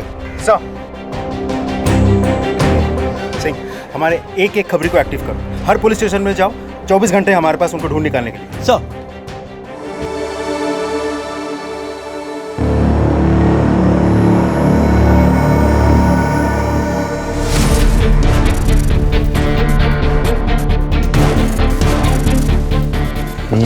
हाँ सर ये मेरे। ए विनय,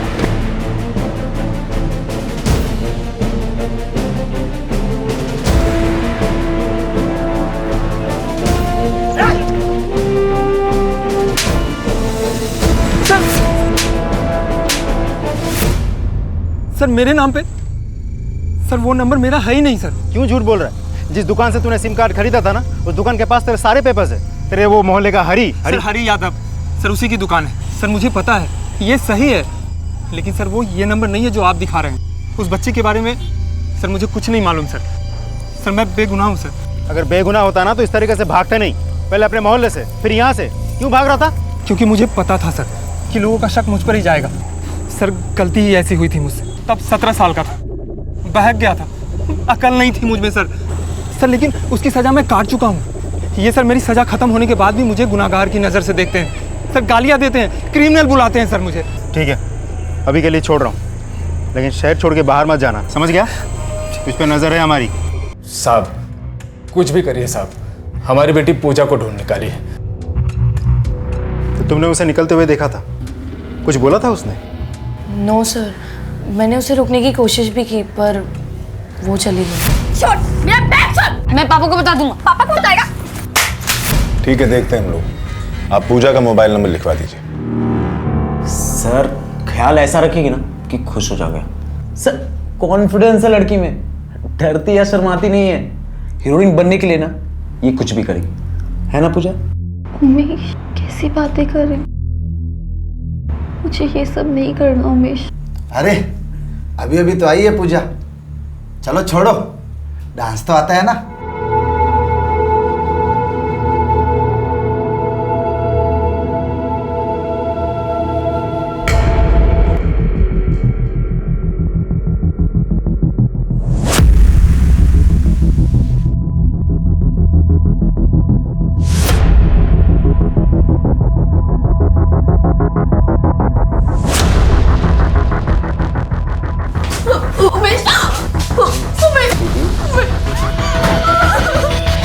सर आप यहाँ क्या हो रहा है सब? सब तुझे क्या लगा था फोन स्विच ऑफ करके रखेगा तो पुलिस ट्रेस नहीं कर पाएगी? हाँ, पूजा का फोन स्विच ऑन था, वो ट्रेस करके हम यहाँ तक पहुंचे, अब तुझे हवालात पहुंचाएंगे। चल। एक और ट्विंकल के मर्डर की तलाश थी और दूसरी ओर हमने एक सेक्स रैकेट का पर्दाफाश किया। उमेश और उससे जुड़े बाकी अपराधी पूजा जैसी लड़कियों के सपनों का सहारा लेकर उनका गलत फायदा उठा रहे थे। बहरहाल हमें इस बात की तसल्ली थी कि हमने पूजा की जिंदगी को बर्बाद होने से पहले ही बचा दिया। साथ ही हमें यह विश्वास भी हो गया था कि हम अब ट्विंकल के मर्डर को पकड़ने के बहुत ही करीब आ गए थे। जिस मोबाइल से किडनैपर का कॉल आया था वो भी उस मोहल्ले से लिया गया था ना? ये सर, हरि यादव की दुकान से। और वो सिम कार्ड भी उसी की दुकान से, है ना? कहीं ये हरि यादव इन्वॉल्व तो नहीं है? पॉसिबल है सर। मिलते हैं इससे, हरि यादव की सारी इंफॉर्मेशन निकलवाओ तुरंत। चलो साहब। मेरे यहाँ तो सभी आते हैं साहब, मोहल्ले के सभी लोग यहाँ से सिम कार्ड वगैरह खरीदते हैं। अब ये सिम कार्ड ये किसे बेचा था? साहब मैंने बताया ना साहब, मुझे नहीं पता। हाँ शायद मानव जानता होगा, वो शाम को यहीं पर होता है। मानव? विष्णु कुमार का बेटा? हाँ साहब वही। वो तो नाबालिग है, तूने एक बच्चे को काम पे लगाया। अंदर करूँ तुझे मैं? नहीं साहब, मैं उससे काम नहीं कराता, वो खुद ही यहाँ पर आता और बैठा रहता है। उसे ये सब अच्छा लगता है और तेज भी है इन कामों में, और ग्राहकों की मदद करता है, उन्हें समझाता है, तो मैं भी नहीं रोकता साहब।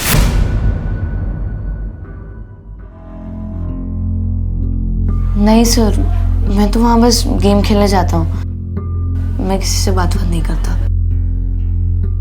ट्विंकल के घर जाते थे ना तुम? हाँ सर, मैं उसे पढ़ाता था। अभी तुम लोगों का कोई झगड़ा हुआ किसी बात पे? अनबन तू तुम्हें मैं घर पे किसी ने कुछ कहा हो तुम्हें, कभी डांटा हो? नहीं सर, सब अच्छा ही था। कभी तुम्हें पैसों की जरूरत पड़ी? पापा ने ना दिए हो तुम्हें कुछ खिलौने? नहीं सर, नहीं। अच्छा जाओ बेटा, जाओ।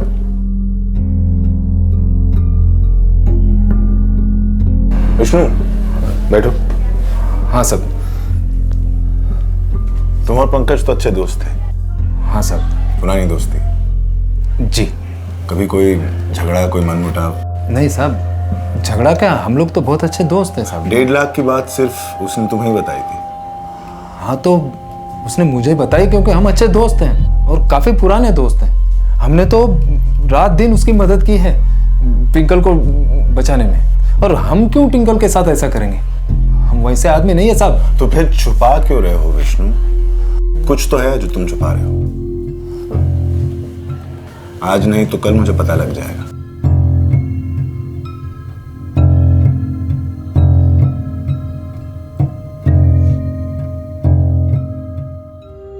साहब कैसे समझाऊं आपको?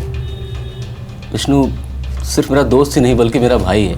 जितना भरोसा मैं अपने घर वालों पे करता हूँ उतना ही भरोसा मैं विष्णु पे करता हूँ साहब। वो वैसा कुछ नहीं कर सकता। और विष्णु का बेटा मानव तो बहुत मासूम है साहब, वो ये सब क्यों करेगा? वो तो बहुत ही समझदार है, हमारे ट्विंकल को ट्यूशन पढ़ाने आता है। उसने खुद ना किया, वो किसी को उकसाने पर।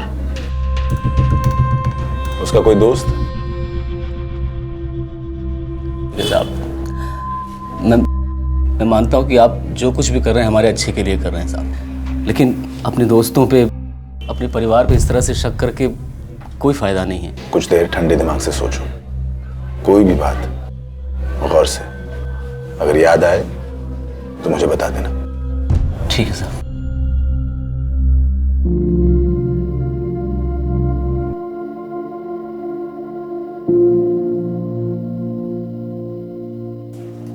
मैं ट्विंकल से प्यार करती थी, हाँ, उसे संभालना नहीं चाहती थी, कभी कभी बोझ समझती थी, लेकिन मैंने सपने में भी नहीं चाहा कि ऐसा कुछ हो। और अब कोसती हूँ खुद को, एक बार गले लगा लिया होता, एक बार प्यार से बात कर ली होती तो क्या चला जाता मेरा।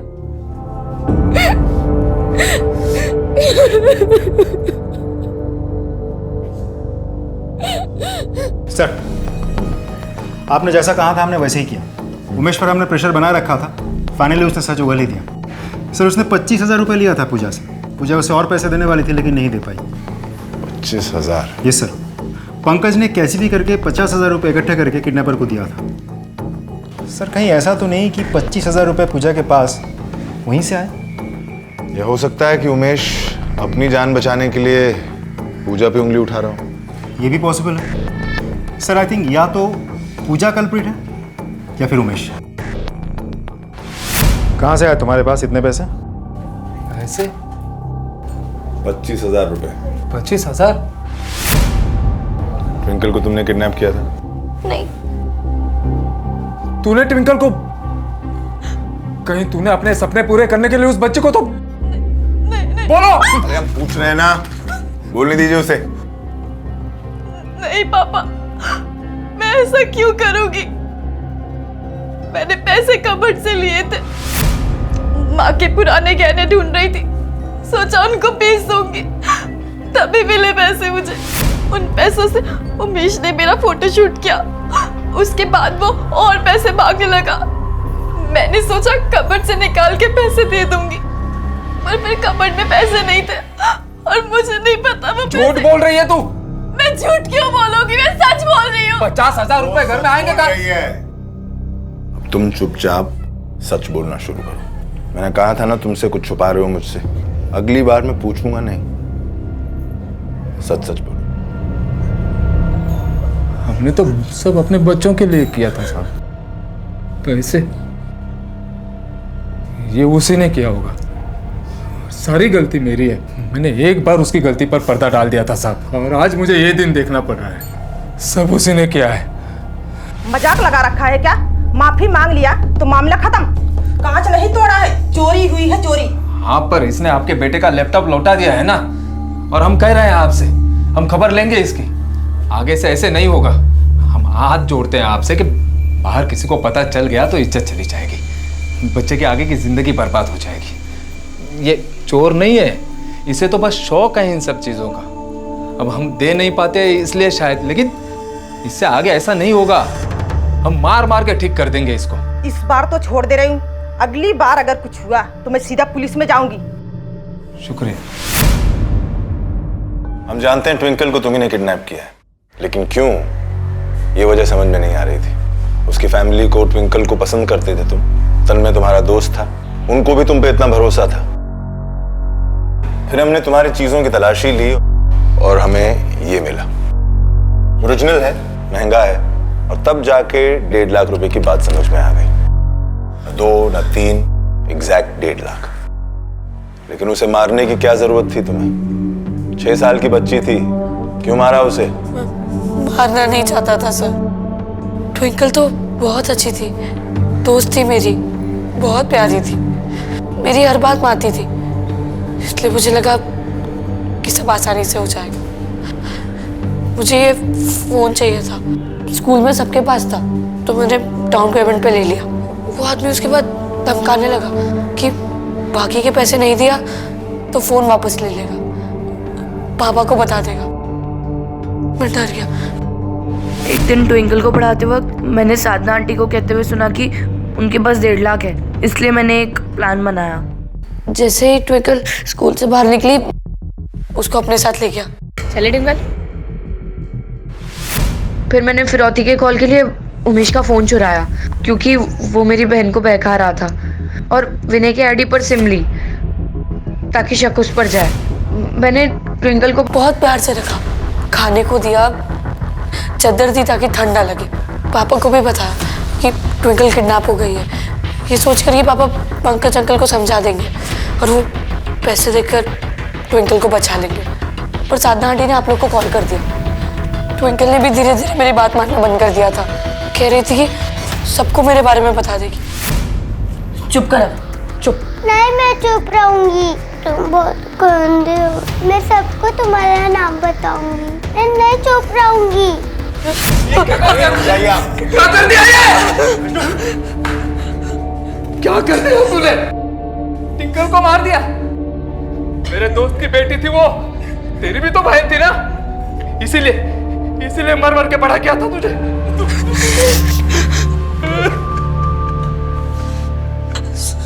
सॉरी पापा। सब खत्म हो गया, सब खत्म कर दिया तुमने। मेरी गलती है, सारी गलती मेरी है साहब, मेरी गलती है।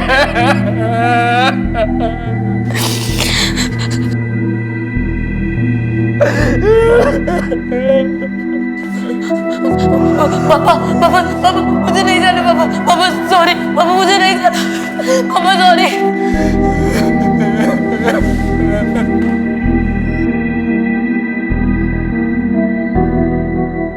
मानव को एक अच्छे स्कूल में भेजकर उसे बढ़ावा देकर विष्णु ने बाप होने का फर्ज तो अदा किया, लेकिन अपराध की तरफ जाती हुई निशानियां नहीं देखी। उसके पहले गुनाह पर पर्दा डालना, उसके महंगे फोन को देखकर अनदेखा करना और फिर हर नई चीज के लिए उसके मन में हद से बढ़ते हुए पागलपन को नजरअंदाज करना, ये सारी गलतियां विष्णु की थीं। अपने एक छोटे से सपने को पूरा करने के लिए मानव ने एक जिंदगी खत्म कर दी और अपनी ही नहीं बल्कि कई जिंदगियां बर्बाद कर दी। मैंने अपनी जिंदगी में कई वजहों से मर्डर होते हुए देखे हैं, लेकिन यह पहला केस था जब एक मामूली चीज के चलते इतनी जिंदगियां बर्बाद हुई। एक मोबाइल फोन। सपने देखना कोई बुरी बात नहीं है, लेकिन उन सपनों को पूरा करते वक्त हमें अपनी आंखें खुली रखनी चाहिए। उन सपनों को सच करने के लिए हमें क्या कीमत चुकानी पड़ रही है, इस बात को जान लेना चाहिए। कुछ सपने हमें बर्बाद कर दें, इससे पहले बेहतर है कि हम उन्हें भूल जाएं। माँ बाप बच्चों को प्रोत्साहन दें, उन्हें सपोर्ट करें, इसमें कोई बुराई नहीं है, लेकिन वो क्या सोचते हैं, क्या सपने देखते हैं, इस बात से जरूर सतर्क रहें, क्योंकि कुछ सपने अपने आने वाले खतरे की दस्तक हमें पहले ही सुना देते हैं।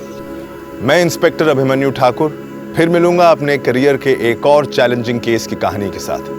याद रखिए, हमारा मकसद बताना नहीं, बचाना है। जय हिंद। क्राइम पेट्रोल्स के और भी दिलचस्प कहानी देखने के लिए हमारे चैनल को सब्सक्राइब करें और बेल आइकॉन दबाना न भूलें।